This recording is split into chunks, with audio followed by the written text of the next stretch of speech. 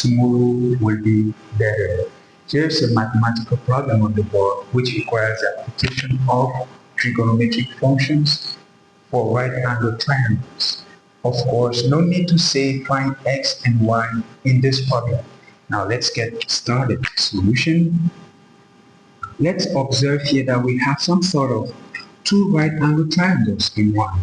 And the information we have says the opposite for both triangles is 76 units, and then we have a smaller adjacent which is x, and then a larger adjacent which is not y, be careful, but rather y plus x. And this is a trick in this question because I know a lot of you can easily apply trigonometric functions, but now how many will notice that for the bigger triangle the adjacent isn't just y but rather y plus x? Okay, now with this in mind, let's solve this problem. Let's start with a smaller triangle, which is from, if I label it A, B, C, and D. Let's start with triangle A, B, and C. Now, for triangle A, B, and C, if we apply the tan trigonometric function, what is tangent?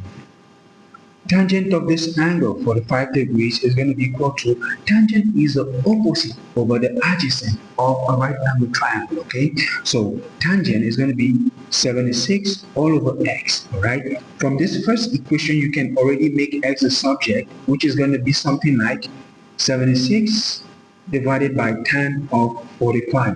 For those of you who are very versed with these tan functions, you will notice that tan 45 is equal to 1. Very good. So at the end of the day, we have that x is going to be 76 divided by 1, which is just 76 units. I don't know, cm or whatever. So I'm going to put here unit. Now, let's apply this same tan to the bigger triangle. But why are we still using tan? Again, this is because of the limited information we have, okay?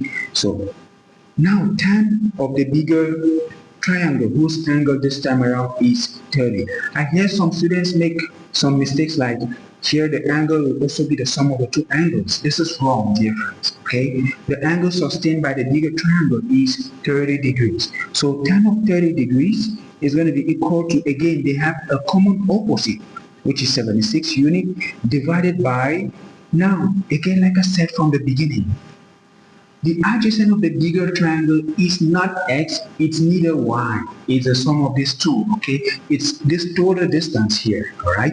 So we're going to have here that y plus x, okay? Now, we already have the value of x, which is 76 units, okay? So we're going to simply substitute x by its value. So we will say this implies that tan of 30 degrees is going to be equal to 76 all over y plus 76. Now the target here is to make y the subject of the formula. The first step here is to cross multiply, okay? Tan of 30 is going to multiply the denominator of whatever is to the right, and then 1 is going to multiply the numerator of whatever is to the left, to the right rather. Alright, so if we do this correctly, we're going to have that tan of 30 multiplied by y plus 76 gives us 76 times 1, which is just 76. At this point, I can divide both sides by tan 30. Tan 30 degrees, dividing both sides. Okay, this goes like this, and we are left on the left with y plus 76, giving us 76 all over tan of 30 degrees.